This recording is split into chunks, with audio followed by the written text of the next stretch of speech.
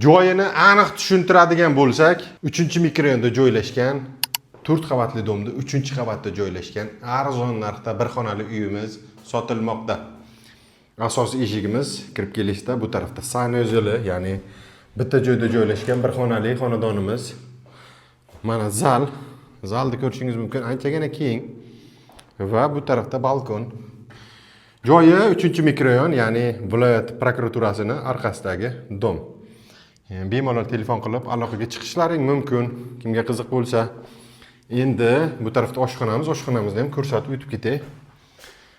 Bir xonali uy izlaganlar bu videoni jo'natib bizga podpiska qilib qo'yishni unutmanglar. Like bosish ham esdan chiqmasin. Mana viloyat prokuraturasi, ya'ni Qarshi shahar viloyat prokuraturasida sotiladigan joyimiz.